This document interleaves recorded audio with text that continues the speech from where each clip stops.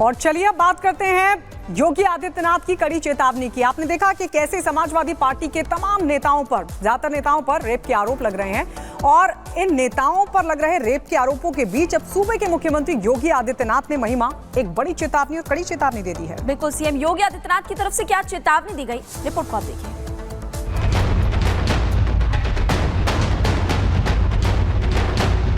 इन लोगों को जब भी जनता जनार्दन ने शक्ति दी है तो इन्होंने उस शक्ति का दुरुपयोग किया है, वैसे ही जैसे भस्मासुर ने किया था।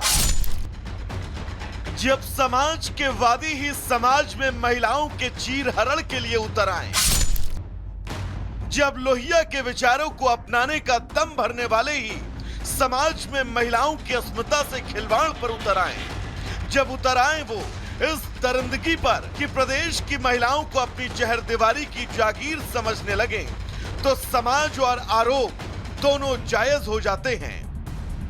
जायज इसलिए भी कि जब मंचों से महिला सुरक्षा के बड़े बड़े वादे किए जाए और अपने ही सच्चे सिपाही जब दरिंदगी की सारी हदें पार करने लगे, तो बस होठों पर उंगलियां रखकर चुप्पी साध ली जाए।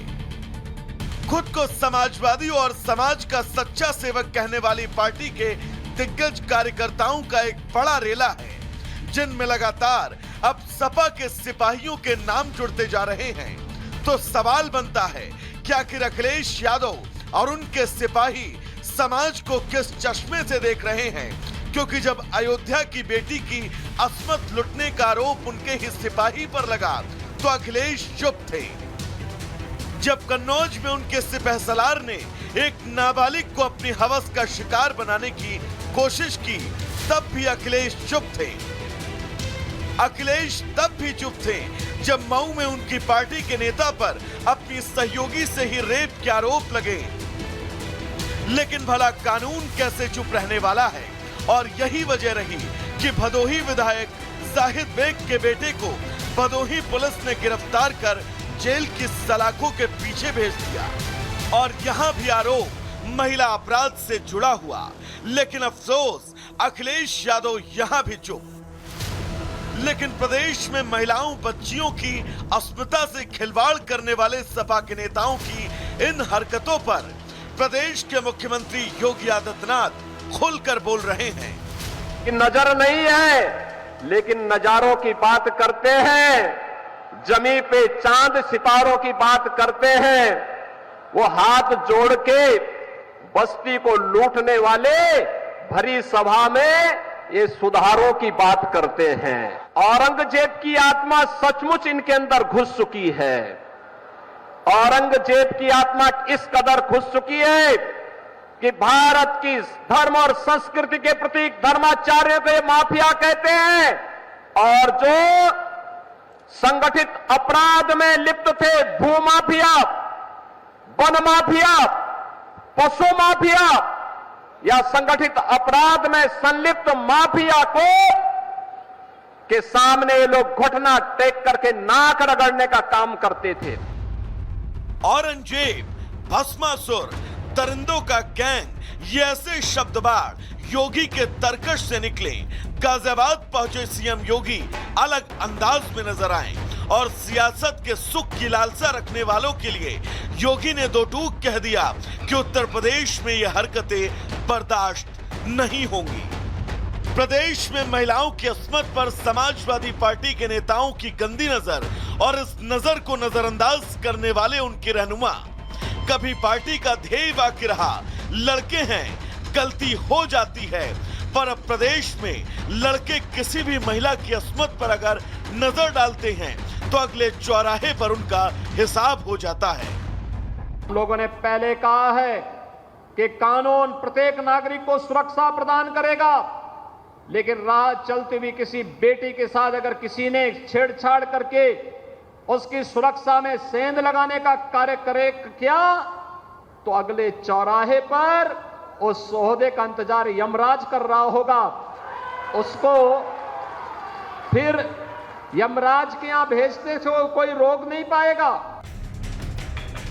अपराधियों के अंदर खौफ, लेकिन सपाइयों के अंदर और अंदर खाने से ऐसे मामलों को सामने आने वाले नामों की फहरिस्त अब बढ़ती जा रही है, जो आज सवाल रूपी इमारत बनकर समाजवादी पार्टी के सर्वे सर्वा अखिलेश यादव के सामने बुलंदी से सीना ताने खड़ी है।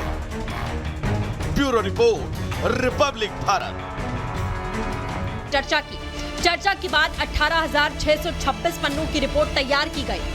इसमें सभी राज्यों की विधानसभाओं का कार्यकाल बढ़ाकर 2029 तक करने का सुझाव दिया गया, जिससे अगले लोकसभा चुनाव के साथ ही विधानसभा के चुनाव कराए जा सकें। मोदी सरकार कोई भी फैसला ले और उस पर विपक्ष सवाल न खड़ा करे, ऐसा कैसे हो सकता है? कांग्रेस के कई नेता जहां इस फैसले को समझ से बाहर बता रहे हैं, वहीं इस फैसले को लागू करने में आने वाली परेशानियों का जिक्र कर रहे हैं। वन नेशन वन इलेक्शन पर केंद्रीय कैबिनेट के फैसले का सबसे ज्यादा विरोध क्षेत्रीय पार्टियां कर रही हैं। AIMIM अध्यक्ष असदुद्दीन ओवैसी जहां सरकार की मंशा पर सवाल खड़े कर रहे हैं, वहीं JMM की महुआ मांझी और क्षेत्रीय दलों निर्दलियों का अस्तित्व खतरे में नजर आ रहा है। वन नेशन वन इलेक्शन के AIMIM पार्टीज के खिलाफ थी, है और रहेगी। अगर पार्लियामेंट में लेकर आएंगे हम उसका अपोज करेंगे। तो नरेंद्र मोदी का पूरा गेम प्लान यही है कि नेशनल पार्टीज रहे और दूसरे तमाम रीजनल पार्टीज, छोटे पार्टीज हमेशा के लिए खत्म हो जाएं। आप सोचिए कि अगर इस तरह से वन नेशन वन इलेक्शन होगा तो जो रीजनल पार्टियां हैं, क्षेत्रीय पार्टियां हैं, जो निर्दलीय लड़ते हैं, ऐसे कैंडिडेट्स का क्या होगा? क्योंकि एजेंडा सेट होता है, लोकसभा का अलग रहता है, विधानसभा का अलग रहता है। हर राज्य में, जैसे झारखंड में स्थानीय मुद्दे अलग हैं, जो कि विधानसभा में उसके आधार पर जनता वोट करती है, कैंडिडेट को देखकर करती है, और लोकसभा में बस वहाँ पर दिल्ली में जो बैठे हैं बस उनको देखकर दे देते हैं। वन नेशन वन इलेक्शन व्यवस्था लागू करने में चुनौतियां भी कम नहीं है। सबसे बड़ी चुनौती है संविधान और कानून में बदलाव करना। एक देश एक चुनाव के लिए संविधान में संशोधन करना पड़ेगा। इसके बाद इसे राज्य विधानसभाओं से पास कराना होगा। वैसे तो लोकसभा राज्य विधानसभाओं का कार्यकाल 5 साल तक का होता है, लेकिन सरकार के सामने सबसे बड़ी चुनौती है कि अगर लोकसभा या किसी राज्य की विधानसभा भंग होती है तो एक देश एक चुनाव का क्रम कैसे बनाया जाएगा? देश में EVM और VVPAT से चुनाव होते हैं, जिनकी संख्या सीमित है। अगर लोकसभा और विधानसभा के चुनाव एक साथ हुए तो इन मशीनों की भारी तादाद में जरूरत पड़ेगी। साथ ही जरूरत होगी प्रशासनिक अफसरों और सुरक्षा बलों की। सूत्रों की माने तो इन सभी समस्याओं का हल कोविंद कमेटी के 18,626 पन्नों की रिपोर्ट में दिया गया। लेकिन देखना ये होगा कि क्या विपक्षी दल कमेटी के सुझावों से सहमत होते हैं या इस मुद्दे पर नई सियासत देखने को मिलेगी। Bureau report, Republic Bharat. तो रिपोर्ट के जरिए आपको बता रहे थे कि कैबिनेट की मंजूरी मिल चुकी है और किस पार्टी की तरफ से क्या वक्तव्य सामने आया। लेकिन चुनौतियां क्या है, आपको ये बताते हैं। संविधान में संशोधन की आवश्यकता है, यानी कि संविधान में संशोधन करना पड़ेगा अगर ये बिल लाया जाता है और उसके बाद इसको लागू किया जाता है। बिल को राज्य विधानसभाओं में भी पास करवाना एक बड़ी चुनौती है, ये भी पास करवाना पड़ेगा। सभी राज्यों में एक विधानसभा को बनाना एक क्रम के समय पर वो देखना काफी ज्यादा महत्वपूर्ण होगा और ये एक बड़ी चुनौती है। देश में EVM VVPAT की जो संख्या है वो सीमित है और ऐसे में एक बड़ी मशीनरी, ज्यादा संख्या में मशीनरियों की जरूरत पड़ेगी। सरकारी मशीनरी की संख्या बल को बढ़ाना एक बड़ी चुनौती है। तो ये आपको चुनौतियां बता रहे हैं। इसके अलावा आधारभूत ढांचा तैयार करना भी एक बड़ा मकसद होगा। तो ये आपको बता रहे हैं कि क्या क्या चुनौतियां आ सकती है सामने। इसी को लेकर के आपने देखा कि विपक्ष की टिप्पणी भी सामने आई है, लेकिन अब कैबिनेट की मंजूरी मिल चुकी है। खबरों में आगे बढ़ते हैं और गायत्री के पास चलिए चलते हैं। और चलिए अब बात करते हैं अपवित्र तेल आस्था से खेल। मामला आंध्र प्रदेश का है। आंध्र के मुख्यमंत्री चंद्रबाबू नायडू ने पूर्व की जगनमोहन रेड्डी सरकार पर एक बहुत ही गंभीर आरोप लगाया है। तिरुपति के प्रसाद को लेकर ये गंभीर आरोप क्या लगाया गया है, जिसके बाद अब वहां की जो सियासत है वो भी गर्मा गई है। इस रिपोर्ट में समझिए।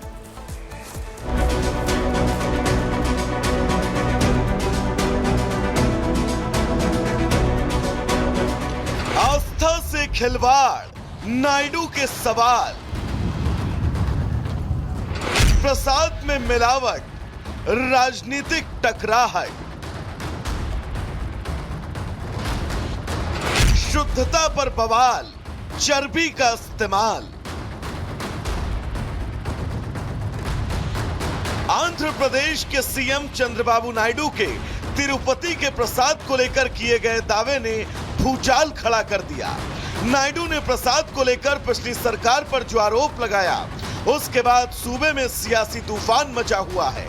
नायडू के निशाने पर हैं पूर्व सीएम जगन मोहन रेड्डी।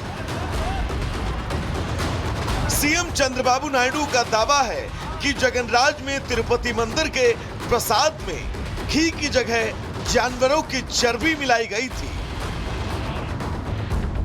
एक कार्यक्रम के दौरान बोलते हुए नायडू ने प्रसाद में घी की जगह जानवरों की चर्बी और घटिया क्वालिटी के सामान इस्तेमाल की बात कही।